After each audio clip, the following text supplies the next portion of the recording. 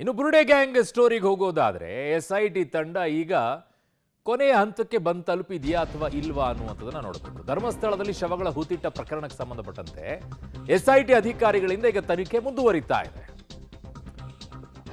YouTuber Abhishek, ಮನಾಫ್, Jayant ವಿಚಾರಣೆಯನ್ನ ಮಾಡ್ತಾ ಇದ್ದಾರೆ.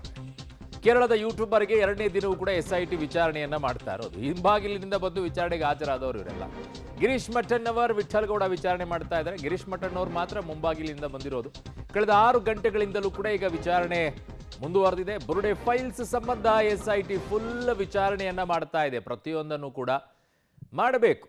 ಹೇಗೆ, ಯಾವಾಗ, ಏನು ಲಿಂಕ್ ಆಯಿತು, ಯಾವ ರೀತಿಯಾಗಿ ಲಿಂಕ್ ಆಯಿತು, ಎಲ್ಲಿಂದ ಬಂದರು, ಕೇರಳದ ಮನಾಫ್ಗೂ ಮತ್ತು ಇಲ್ಲಿ ಅಭಿಷೇಕ್ಗೆ ಹೆಂಗೆ ಲಿಂಕ್ ಆಯಿತು, ಗಿರೀಶ್ ಮಠಣ್ಣವರದಕ್ಕೆ ಹೇಗೆ ಲಿಂಕ್ ಆದರು, ತಿಮರೋಡಿ ಹೆಂಗೆ ಲಿಂಕ್ ಆಯಿತು, ಜಯಂತ್ ಹೆಂಗೆ ಇನ್ವಾಲ್ವ್ ಆದರು, ಚಿನ್ನಯ್ಯ ಹೆಂಗೆ ಲಿಂಕ್ ಆದರು, ಎಲ್ಲವೂ ಬರಬೇಕಲ್ಲ. ನನ್ನ ಸಹೋದ್ಯೋಗಿ ಸುಕ್ಪಾಲ್ ಪೊಳ್ಳಿ ನನ್ನ ಸಂಪರ್ಕಕ್ಕೆ ಸಿಗ್ತಾ ಇದ್ದಾರೆ. ಸುಕ್ಪಾಲ್, ಈಗ ಆ್ಯಕ್ಚುಲಿ ಒಂದು ಕುತೂಹಲವಾಗಿರುವಂಥ ಘಟ್ಟಕ್ಕೆ ತಲುಪ್ತಾ ಇದೆ. ಇಲ್ಲಿಯವರೆಗೂ ಕೂಡ ಹಾಗೂ ಹೀಗೂ ಕಥೆಗಳು ಬೇರೆ ಬೇರೆ ಬೇರೆ ಇತ್ತು. ಆ ಕಥೆಗಳನ್ನೆಲ್ಲ ಈಗ ಒಂದೇ ಕಡೆಗೆ ಹೆಣೆದು ಒಂದು ನೀಟಾಗಿರುವಂಥ ಕಥೆ ಆಚೆ ಬರಬೇಕಾಗಿದೆ.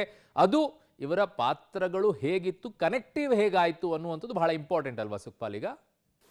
ಖಂಡಿತ ಅರುಣ್. ಈ ಚಿನ್ನಯ್ಯ ಯಾವಾಗ ಜೇಸಿಗೆ ಹೋಗಿದ್ದಾನೆ ಆ ಬಳಿಕ ಈ ಎಲ್ಲ ಒಂದು ಘಟನೆಗೆ ಒಂದಷ್ಟು ಮಹತ್ವಗಳು ಪಡ್ಕೊಂಡಿರುವಂಥದ್ದು. ಒಬ್ಬೊಬ್ಬರನ್ನೇ ವಿಚಾರಣೆಗೆ ಕರೀತಾರೆ, ಒಬ್ಬೊಬ್ಬರನ್ನೇ ವಿಚಾರಣೆ ಮಾಡಿ ಒಂದಷ್ಟು ದಾಖಲೆಗಳನ್ನು ಸಂಗ್ರಹಿಸ್ಕೊಳ್ತಾರೆ. ಈಗ ಗಿರೀಶ್ ಮಟ್ಟಣ್ಣರಾಗಿರ್ಬೋದು, ಜಯಂತ್ ಆಗಿರ್ಬೋದು, ಮನಾಫ್ ಆಗಿರ್ಬೋದು, ಅಥವಾ ಅಭಿಷೇಕ್, ವಿಠಲ್ ಗೌಡ, ಎಲ್ಲರನ್ನ ಈಗ ಪ್ರತಿದಿನ ವಿಚಾರಣೆಯನ್ನು ಮಾಡ್ತಾರೆ.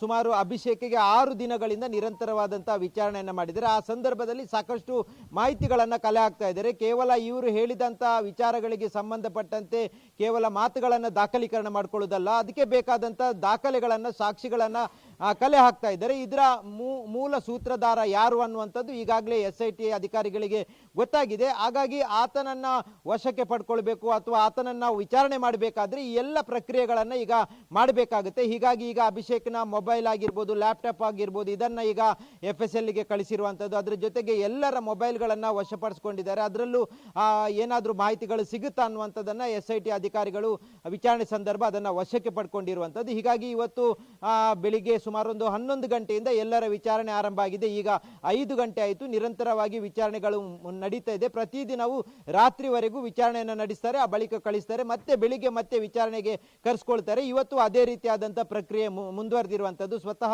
ಇವತ್ತು SIT ಈ ಒಂದು ಪ್ರಕರಣದ ತನಿಖಾಧಿಕಾರಿ ಆಗಿರುವಂಥ ಜಿತೇಂದ್ರ ಕುಮಾರ್ ದಯಾಮ್ ಅವರು ಇವತ್ತು ವಿಚಾರಣೆಗಳನ್ನು ಮುಂದುವರಿಸಿರುವಂಥದ್ದು. ಹೀಗಾಗಿ ಇವತ್ತು ಸುಮಾರು 6 ಗಂಟೆಗಳ ಕಾಲ ಈಗ ನಿರಂತರವಾಗಿ ವಿಚಾರಣೆಯನ್ನು ಮುಂದುವರಿಸಿದ್ದಾರೆ. ಇವತ್ತು ಕೆಲವೊಂದು ಸಾಕ್ಷ್ಯಗಳನ್ನು ವಶಪಡಿಸಿಕೊಂಡು ಅದನ್ನು ಸೆನ್ಸ್ ಠಾಣೆಗೆ ಕಳಿಸುವಂಥ ಕೆಲಸಗಳನ್ನು ಅಧಿಕಾರಿಗಳು ಮಾಡಿರುವಂಥದ್ದು. ಅದರಲ್ಲಿರುವಂಥ ಮೊಬೈಲ್ನಲ್ಲಿರುವಂಥ ಕೆಲವೊಂದು ಮಾಹಿತಿಗಳನ್ನು ಕಲೆ ಹಾಕುವಂಥ ಹಿನ್ನೆಲೆಯಲ್ಲಿ ಇದನ್ನು ಕಳಿಸಿಕೊಂಡಿರುವಂಥದ್ದು. ಅದರಲ್ಲೂ ಒಂದಷ್ಟು ಮಾಹಿತಿಗಳು ಸಿಗುವಂಥ ಸಾಧ್ಯತೆಗಳಿದೆ. ಆರಂಭದ ದಿನಗಳಿಂದ ಈ ಚಿನ್ನಯ್ಯ ಯಾರ ಜೊತೆ ಕಾಂಟ್ಯಾಕ್ಟಲ್ಲಿದ್ದ, ಜೊತೆಗೆ ಇದರ ಸೂತ್ರಧಾರನಾಗಿರುವಂಥ ವ್ಯಕ್ತಿಯ ಜೊತೆ ಯಾವ ರೀತಿಯಾದಂಥ ಸಂಪರ್ಕದಲ್ಲಿ ಇವರೆಲ್ಲರೂ ಇದ್ದರು, ಜೊತೆಗೆ ಈ ತಲೆಬುರುಡೆಯನ್ನು ತಂದಂಥ ಸಂದರ್ಭದಲ್ಲಿ ಯಾರೆಲ್ಲ ಇದ್ರು ಅನ್ನುವಂಥ ಹಿನ್ನೆಲೆಯಲ್ಲಿ ಆ ಒಂದು ದಾಖಲೆಗಳನ್ನು ಕಲೆ ಹಾಕ್ತಾ ಇದ್ದಾರೆ. ಈಗ ಇರುವ ಮಾಹಿತಿಯ ಪ್ರಕಾರ ಆ ತಲೆಬುರುಡೆಯ ಮಹಜರ್ ನಡೆಸುವಂತ ಸಾಧ್ಯತೆಗಳಿರುವಂತದ್ದು ಆ ಬಂಗ್ಲಾಗುಡ್ಡೆಯಲ್ಲಿ. ಹಾಗಾಗಿ ಆ ಸಂದರ್ಭದಲ್ಲೂ ಬೇಕಾದಂತ ದಾಖಲೆಗಳನ್ನು ಈಗ SIT ಅಧಿಕಾರಿಗಳು ಸಂಗ್ರಹಿಸಿ ಇಟ್ಟಿರುವಂತದ್ದು.